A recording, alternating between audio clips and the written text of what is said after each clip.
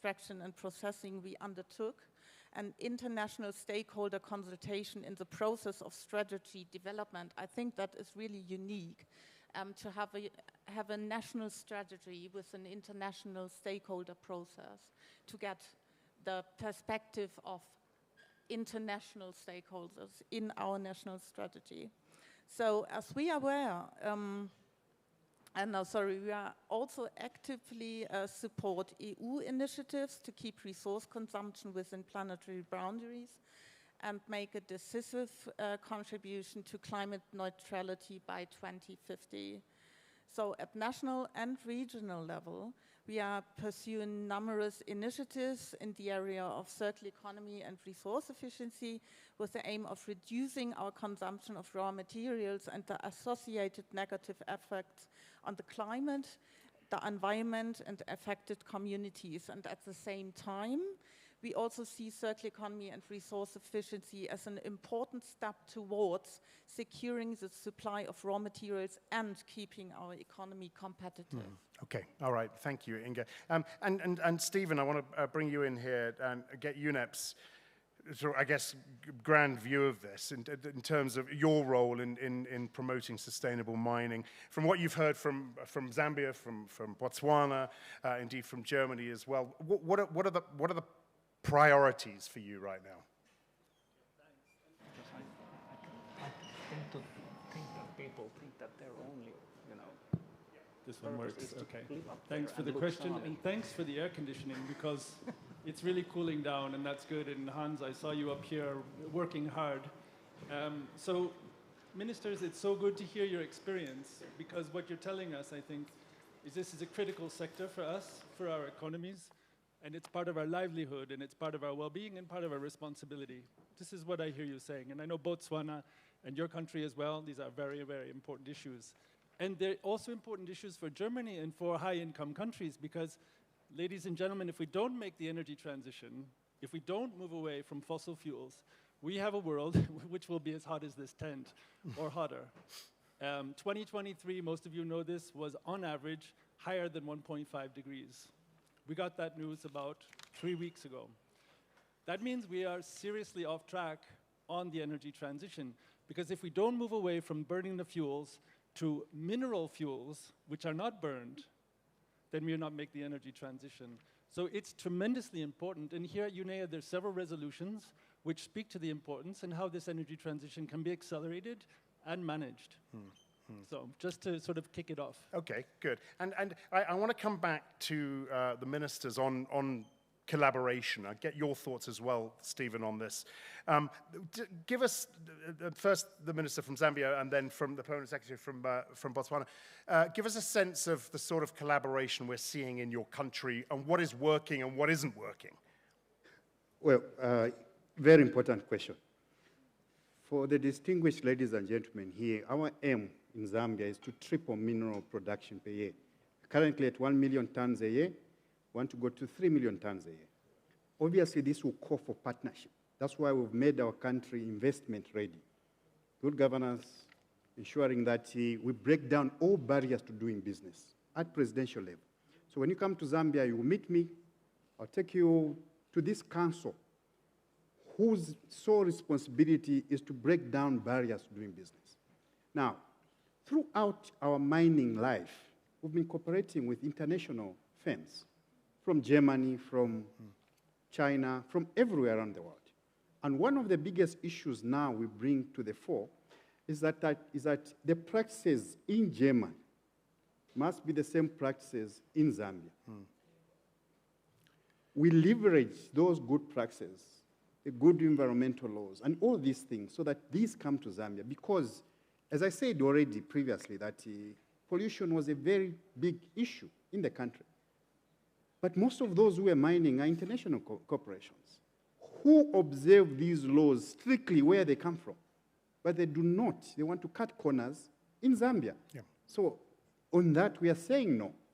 So we have put in the frameworks, we have put in the necessary laws, Environmental Management Acts, to ensure that everybody is held to the same standard, if not to the standard of the countries where they come from. For us, this is key. because we do not want to go back to degrading the land, to high pollution, to indeed worsening the situation. We are all in this together.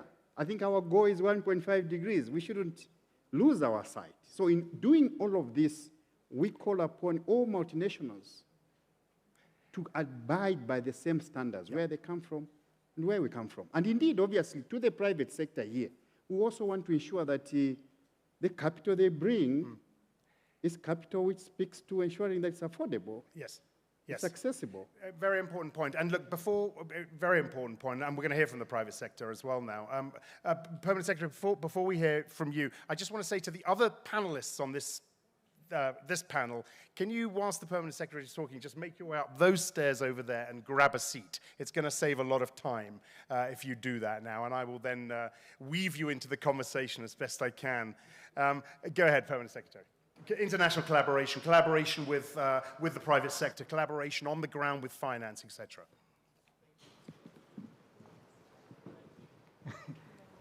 We've got mic problems here, by the way. Yeah. Okay, thank you very much. Botswana is a signatory to multilateral environmental agreements. And this means that we have to adhere to certain standards, and we have to carry our development in a certain manner. But at the same time, we have local legislation that designates what can be done and how it should be done and how to protect the environment. In terms of our development agenda, we are partnering with the private sector. All our mining operations have been done by the private sector. However, all the international organizations that we are partnering with, they have to adhere to certain environmental standards.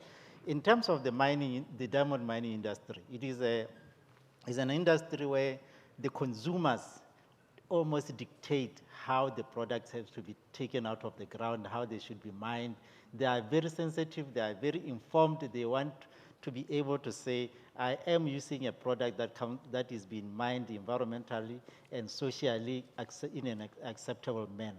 Therefore, the end product where we are taking it almost dictating how we should do it, and we are doing it for the benefit of our country, for the benefit of our citizens.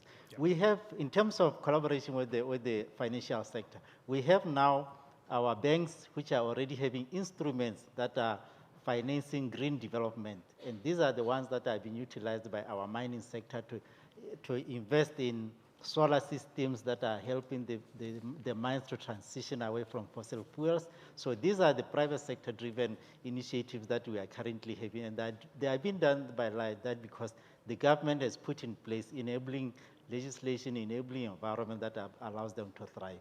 Okay, good. Thank you very much indeed. And by the way, I just wanted to mention the floating head we see, the remote panelist, is Ro Dawan from the International Council on Mining and Metals. So welcome to you, Ro. And I will come to you in just a second. But I want to hear from Steve Kokoda first, who Steve is Executive Director of the International Copper Association, and find out how the copper industry is, I imagine in his words, leading by example here and setting standards for responsible mining practices. Stephen, give us just a very brief sense of how that sector is doing. The microphone's up. Perfect. Thank you. Pleasure to be here. Thanks to UNEP for organizing this important dialogue. I'd say the first bit to answer your question is we have the copper mark. It's an independent third-party assurance framework to demonstrate that the copper is produced responsibly. Only in its third year, about a quarter of the world's produced copper is covered by the copper mark. 3/4 is not, so there's still some work to be done there. We also have the pathway to net zero, which is the commitment by ICA's members to decarbonize to get to net zero by 2050. You mentioned we have the CEO of ICMM on the line as well. It builds off of the collective ambition of the mining industry for the specifics related to copper. And again, thanks to UNEP, Inger Anderson graciously provided a video address for the announcement of the launch of the pathway to net zero. I invite you to look for that online. We're also doing more in circularity, circular economy. You know, we've, with the Fraunhofer Institute, developed something called the copper flow model, which shows where the copper goes from its beginning to its end. And we know that some of that copper is getting lost along the way. It's early days. I can't announce who the lead partner is in this, but we are building a new partnership to increase the recycling of copper. Now, if I have another minute, if I may. Yeah, 30 seconds. So, okay, so, so our members are demonstrating their commitment to sustainable development, but what my members need is, framework conditions in the countries where they produce to allow us to produce the copper that is needed. According to the Fraunhofer Institute, according to McKinsey, 70% of the solutions that will lead the world to decarbonization require copper. We need more efficient permitting times. We need a social acceptance for mining. We need to unlock financing that will enable my members to double production of copper between now and 2050. Thank you. Thank you, Stephen. And let me, you mentioned circular economy. I want to bring Tommy and I want to bring Feguts Leonardus in. Tommy Kapuya, apologies if I've mispronounced your last name, is Research Professor, Circular Economy Solutions at the Geological Survey of Finland. Tommy, what specific strategies can this industry, the mining industry, adopt to align with circular economy principles? And how does global collaboration fit into that? I know those are two big questions, but you've got 20 seconds to answer both. No, I'm kidding. Yeah. You've got a little while to take those one by one. Okay, let's see if the mic works. It doesn't. You keep that one up that end. I think this one. Okay, so this one does. Well, there is only one, let's say, one circular economy strategy for mining in my mind here, and that's the design-based circularity. And the fact of the matter is, like was stated already, that if we are going to triple or quadruple or whatever the mining, we will have even more mining waste because like between 93 to 97% of what we mine becomes waste. So we shouldn't see this as a threat. We should see this as an opportunity because the green and energy transition will be happening to us anyways. So the design-based circularity, it means that we design or we integrate mining projects, so individual mining projects, like in Zambia or Botswana, to the circular economy by design. And what it means is that we first design a viable mining project capable of the environmental and investment it needs to do, like was stated here. But then we take a good hard look at the wastes, like what is going to waste after this first business model? And can we do something about it? What are the minerals that are now going to waste? Can we find uses for some of those minerals? And we need to act early because the mining industry has this bad habit of putting all of its minerals in the same waste stream. So if we want to pick them apart, we need to act in the design phase. And then we start building a local, a regional circular economy ecosystem around the mining project, like the forest industry has done a lot these days. So we need several industries. And I think we also need the help of the government here and the local government because it has to be local. It has to be this high-value local uses of those minerals because these are the common minerals. They cannot be transported far. But if we make something useful out of them, that might be transported then. And next, we need the investors. Yeah. The mining investors need to tolerate the other industries. They may need to tolerate let's say, construction industry working at the same site, or the agricultural industry, or the fertilizer industry. So we need a new kind of thinking of how we invest in mining projects so that we create these circular economy ecosystems out of the mines instead of just like single or two commodity projects and 97% being waste. And the international part you asked, there are so many components that need to go right when we do this, that we need, like, the mining industry cannot save itself from its own wastes, can it? So we need everyone. It has to be like international and it has to be multidisciplinary to work, and we need the investors and we need the public sector as well. Okay, very good. Tommy, thank you very much indeed. Right, I want to hear from industry now. Dr. Fegwitz Leonaris is Chief Innovation Officer, OCP Group. Catherine McCallum is Head of ESG Strategy at Cobalt Minerals. And as I mentioned, Ro Donwan is President and CEO of ICMM. Sort of a similar question to all of you on innovation, we can, incorporate circular economy ideas into that as well. Innovation, technologies in the sector, what your businesses, and Fegwitz, let's start with you, what your businesses are doing, what innovative practices and technologies you're implementing to enhance sustainability first. Okay, so thank you very much for having me here, first of all. So it's a pleasure to be part of this esteemed panel and then representing OCP Group. Just a little bit before talking about our innovation, and I would like to talk a little bit about the innovation ecosystem that we are building as well, a little bit about OCP. So OCP is actually the larger phosphate miner and the phosphate fertilizer produced in the world, and we are a leading company on soil solutions and plant nutrition, soil health solutions and plant nutrition. Our mission is bringing phosphorus to life. In this sense, the phosphorus we mine in Morocco is feeding soils, feeding microorganisms, feeding plants, and feeding people all around the world. And we are now finding also alternative uses to help on this energy transition, which is, again, the use of phosphate into electric vehicle batteries. When we come into this innovation ecosystem and then the innovation that we are bringing to the system, so OCP, we are heavily investing into innovation. So we are actually creating the whole innovation ecosystem that constitutes of a whole full-fledged university, Mohammed VI Polytechnic University, where we have our GSM, which is our geology and mining department. We have a full mine that people can go and try innovative ideas so they can green the mining sector. In this sense, following the Fraunhofer model that was just mentioned here by the last panelist, we are building as well our applied research centers. It's a network of applied research centers to support on this journey on bringing innovation to the ecosystem. And besides this, we have our innovation engine, which is the Innovix. So all of this is to really bring an innovation ecosystem that can support OCP in making this transition and bringing innovation to the mining sector. So to make this a reality, we are investing heavily in innovation, not only building this incredible ecosystem, but also looking always for new ways to optimize the sustainability of our mining sector.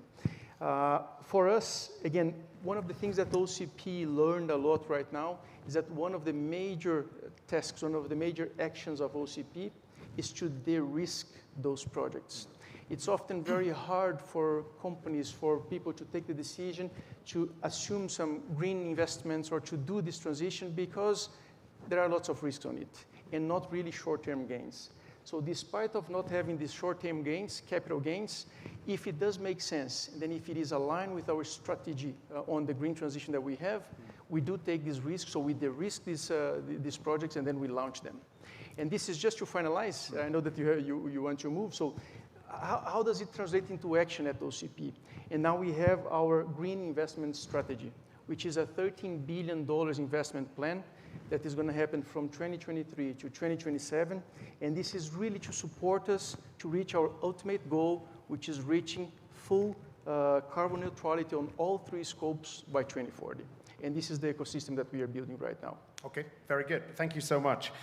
If you could pass the microphone down to Catherine. Catherine McCallum, as I said, from Cobalt Minerals. Talk to us about Akobo's ecosystem. And we heard what from OCP just now. Talk to us about your ecosystem, about integrating ESG principles into mining, about the challenge of achieving those ESG goals. Go ahead, Catherine. Okay, first of all, thank you. It's good to be here, but I think I'm going to bring us back down to ground a little bit because our company, Cobalt Minerals, is what's known in the trade as a junior mining company. Junior mining companies are predominantly at the sharp end of all of the risk in terms of the mining sector.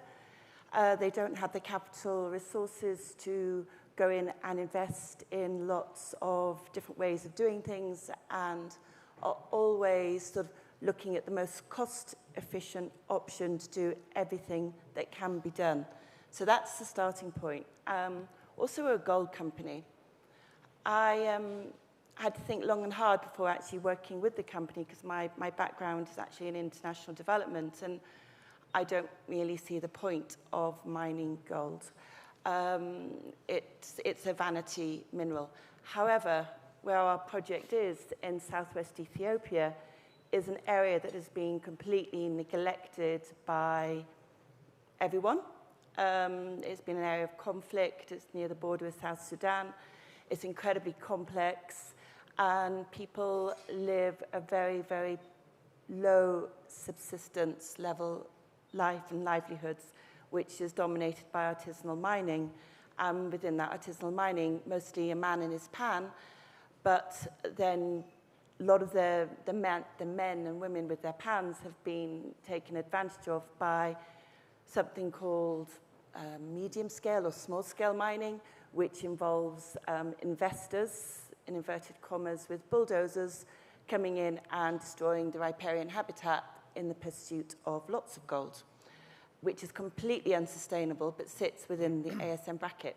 And then there's us, a Norwegian, Scandinavian mining company, interested in gold, passionate about the area. Well, maybe not passionate about gold, but passionate about the area. And trying to do everything right. For a junior, we embraced ESG right from the outset, which is why I'm involved. I'm part of the corporate team, which is unheard of in a junior company. We have our own ESG department, which is completely independent of operations, of exploration, the other departments of mining. And I like to see us as the conscience of the company. That's innovation.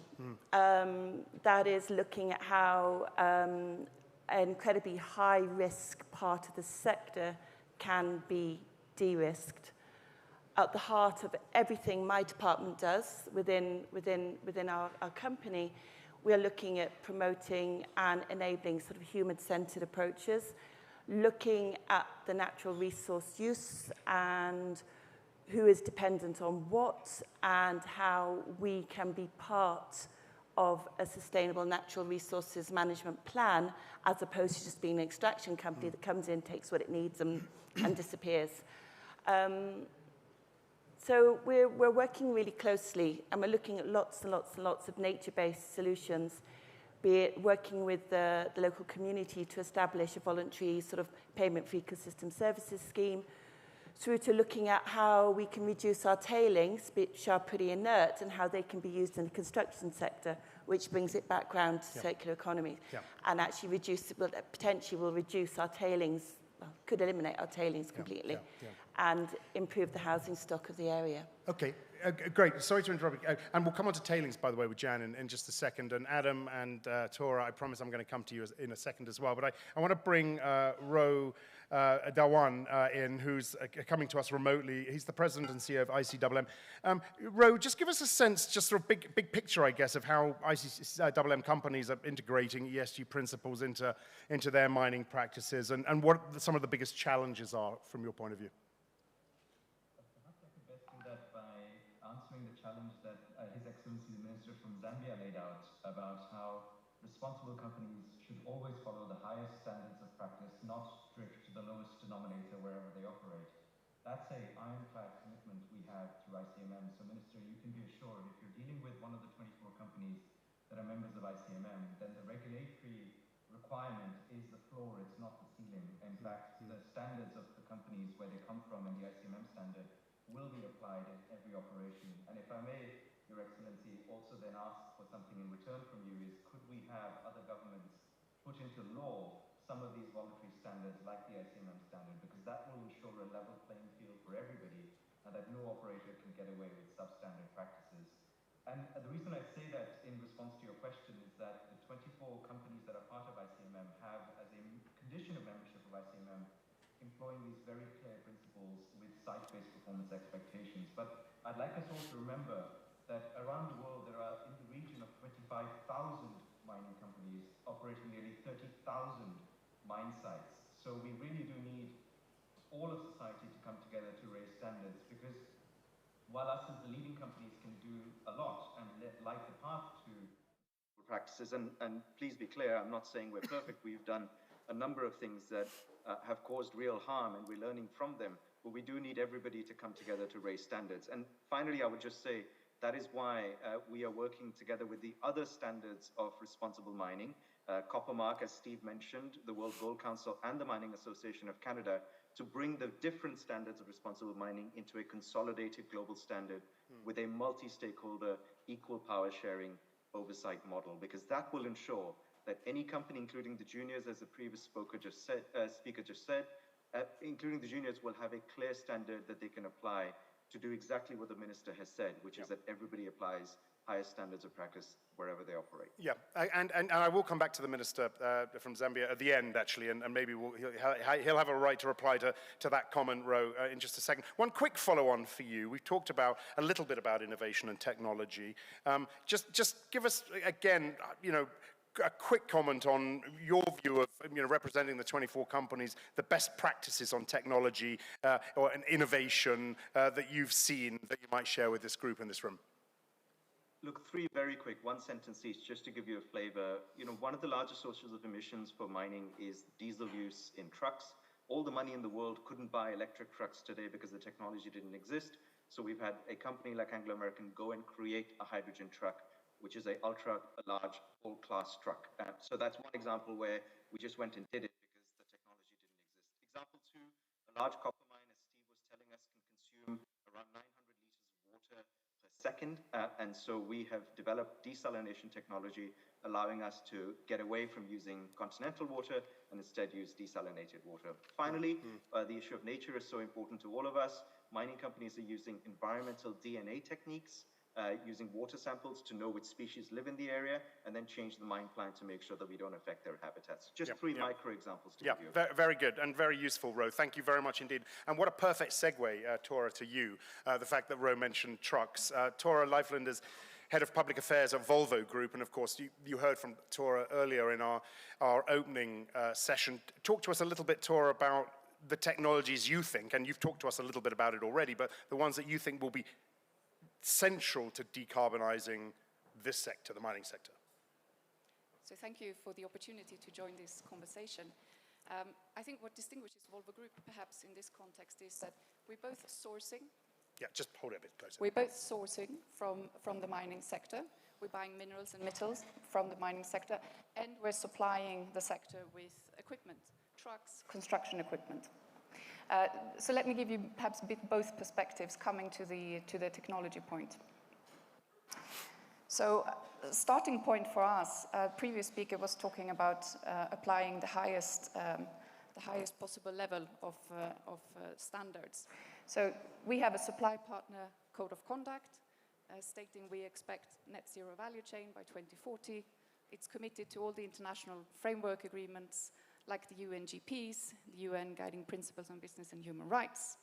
And in addition to that, we also apply a sustainable minerals program addressing conflict minerals. So our procurement department has a lot of influence. We have 50,000 tier 1 suppliers providing material data sheets so that we know what minerals and metals we have in our products. But that's the risk mitigation part. So maybe move to the downstream and how our technology can help to decarbonize mining. And we have a number of technologies. Battery electric trucks are available, commercially available on the market. And depending on access to infrastructure, this is attractive for mining companies. We're testing autonomous battery electric trucks at a mining site at the moment. We're also testing autonomous battery electric haulers in quarries. Another technology is hydrogen fuel cell electric. This is also suitable for mining, and there we have testing ongoing. Thirdly, what could also work is to use alternative fuels in an internal combustion engine. So biodiesel, biofuels, or renewable hydrogen. So we're doing testing on that. It looks promising. Very quick follow-up, Tora. And we talked about collaboration at many different levels, but I'm interested to hear very briefly collaboration with your rivals, for example, others in the industry, others in the sector. How much collaboration do we see across the sector, Volvo with its rivals, Volvo's rivals with Volvo? Well, we're part of a lot of industry collaborations. If you're talking about competitors, rivals, for example, we teamed up in the automotive industry. There's an initiative called Drive Sustainability. We have developed questionnaires for new suppliers to answer to make sure that we have certain standard of human rights, for example. And then on the commercial side, on the customer side, of course, we do collaborations with customers to develop new solutions tailor-made to each site. Okay, good. Tora, thank you. Jan and Adam, you've been very patient with us, and I appreciate that. Jan, I'm going to come. Catherine mentioned tailings. I'm going to come. Jan Morrill is tailings campaign manager at Earthworks. Clearly, there are some critical environmental and safety issues associated with mine tailings. Just run us through very quickly some of the best practices, some of the regulatory frameworks in place for tailings safety, and what more needs to be done. Sure. Thank you very much for the invitation. So first and foremost, safety needs to be the #1 priority in design, operation, maintenance, and closure for tailings facilities, and safety must be prioritized over cost. Poorly managed mine waste facilities cost workers and downstream communities their lives and livelihoods. I think hopefully we all remember the 272 lives lost at Vale's Brumadinho mine after the 2019 tailings failure there. But also just this month, a poorly maintained mine facility in Turkey collapsed, burying 9 workers. So we can't continue on with business as usual in tailings management, and the pace of change is too slow. Current industry standards and voluntary initiatives aren't going far enough, so we need governments to take decisive action to protect ecosystems, communities, and indigenous peoples. We have seen some good examples in regulation. For example, the ban of upstream tailings facilities in many countries in Latin America is a positive step, but we need to go further. And we need to make sure that regulators are including those most impacted by tailings dams in the decisions that are being made around tailings safety. So how are indigenous peoples being engaged? Is free and prior informed consent being recognized for tailings facilities specifically, not just on a mine site level? How are local communities engaged? How are workers engaged? We need to make sure that those voices are not only just listened to and consulted, but part of the decision-making process. So as a kind of result of the gaps that we at Earthworks and our partners and impacted communities have identified in tailings management, we developed 17 guidelines called Safety First, Guidelines for Responsible Mine Tailings Management, that are from a community, from an indigenous perspective, from a worker's perspective, a way to move forward in a very practical and implementable manner to improve tailings safety. And they focus on 3 areas. The first is safer technologies that are already available, like banning upstream dams, like ensuring dewatering of tailings facilities as much as possible, like making sure that there is design for the most extreme weather events as we face climate change, so that families, communities, and ecosystems in a tailings failure path are not impacted. Secondly, we identified the need for respect and information for impacted communities. As I said, this includes FPIC for indigenous communities. It includes access to information in a timely, language-appropriate way for impacted communities. And it includes making sure that communities are not in the flood path of a tailings failure. And then third, we need corporate accountability. So we need boards of mining industries, we need investors in the mining industry to really take responsibility to ensure that tailings management is being done in a way that, again, prioritizes safety, human lives, and protection of ecosystems over profit. Thank you. Okay, Jan, thank you very much indeed. And Adam, to you, and forgive me here, but I have 2 titles for you. First, the Church of England Pensions Board, and the other is the Global Investor Commission on Mining. Which one is correct? Both. Oh, they're both right. Okay, good. Thank you. Thankfully. Okay. Well, I mean, last but not least, we come to the finance sector, of course, and we touched briefly on it. We heard from Botswana and the role that, or the collaboration that goes on with the finance sector. What's the role of finance, Adam, in playing a socially and environmentally responsible role in this space? Well, it's considerable. We are the owners of many of the companies. We're the providers of finance. We share in responsibility for how the sector is addressing some of the challenges it faces. And I think we are going to be pivotal to whether the sector, in its largest sort of understanding, is able to meet the sort of demand for the minerals that are required for the low carbon transition. We're intimately connected to it through the fact that we're a pension fund and our net zero objectives.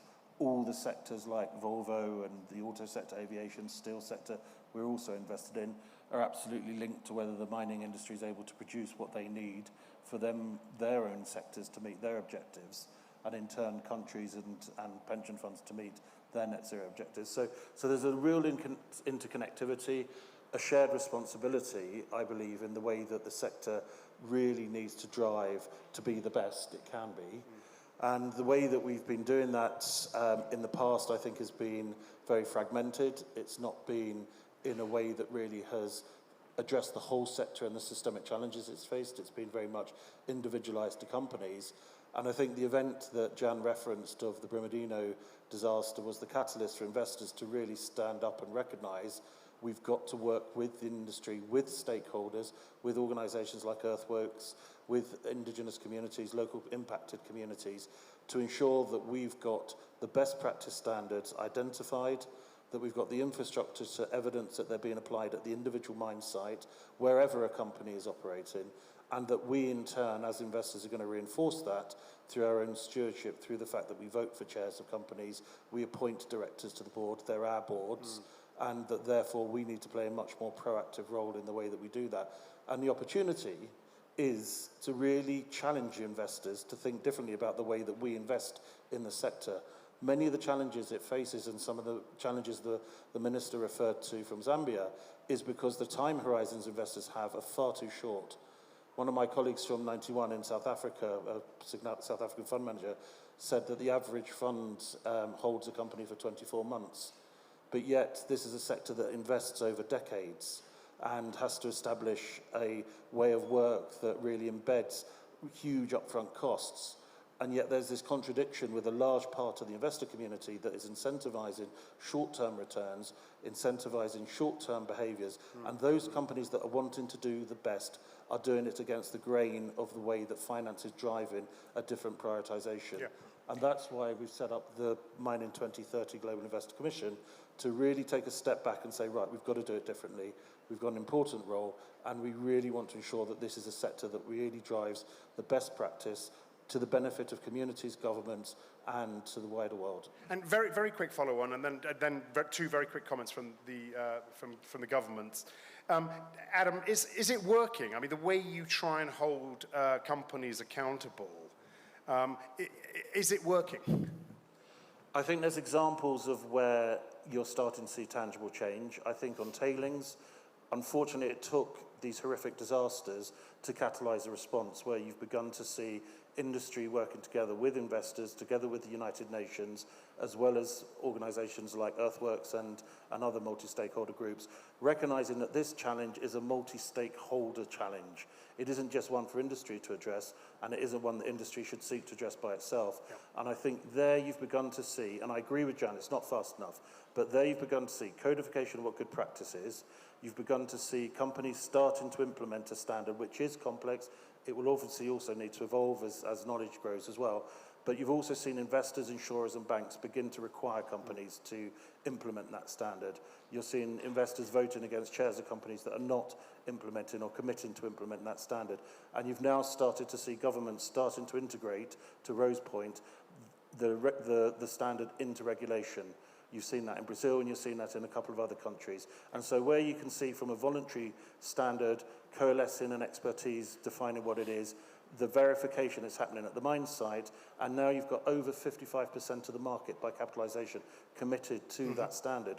You are seeing genuine change. It isn't fast enough, and it still doesn't address the legacy of tailings waste, which is the other area. Okay, very good. Alex, thank you very much. I want to get two very quick comments, because we have to go for lunch, as you all know, because I believe you're coming with the First Lady.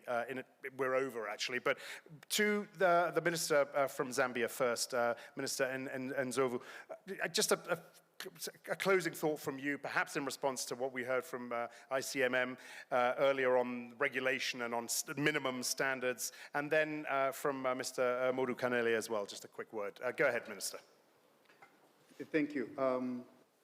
I think it was gratifying to listen to these distinguished professionals here, and what they were saying really stands at the center of ensuring we transition into a green economy. And obviously, it's basically the principles: low carbon investments, resource efficiency, social inclusivity, protection of biodiversity, pollution control. I think these are key. Takeaways, financing, please make it adequate, make it accessible, make it affordable. Tailings, it's a big issue for us because most of the waste is in there. And before, standards were low. Now standards are high. We need to ensure that that waste is managed and managed properly. Technology and obviously to decarbonize the mining sector, this is key as well. We are seeing a lot more electric vehicles now, electric conveyor belts, and all these things. Circularity in the economy. I think we all know resources are finite.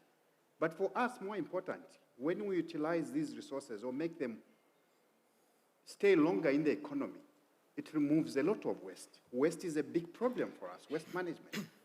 Value addition is key for critical minerals in particular.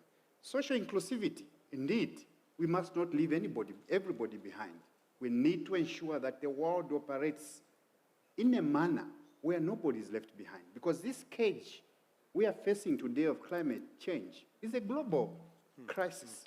You cannot protect it in one country. You can only protect it when you act in a global way. If you pollute in Zambia, this pollution will reach you in Germany. So we are one. Let's act together. Thank you. Thank you very much. And Mr. Modu Kanele, very quickly, I do have to rush you, but go ahead, please. Okay, thank you very much. I think, like the other panelists said, it's important to have ESG implemented and incorporated into our operations. But I think it's also important that the other sectors, the financial sector, also because they are very influential, for all these projects to go ahead, the financial sector has to put money into it. And if they have ESG as part of one of their requirements for them to put up the funding, you'll see the changes coming in. And also the investors, because they are the ones who allow the other people to put the money into this project. If they also get ESG to be part and parcel of all the developments, we will be able to go ahead. In my country, I know we are on that track, and I think we will get there. Thank you. Thank you very much. And just literally 20 seconds. Stephen, go ahead. Yeah. Thank you so much, and thank you so much, Minister and Secretary of State. So I just wanted to say very quickly, the collaboration that is required to successfully make the energy transition is tremendous. It's like getting somebody onto the moon. And so I think, Minister, we're going to have to work with you. We're going to have to work with the private sector. We're going to have to work with civil society. And I would like to say the Secretary General has created a working group on just energy transition, critical minerals for the just energy transition. So UNEP is part of it, but I think we all need to work together, and that may be one way forward.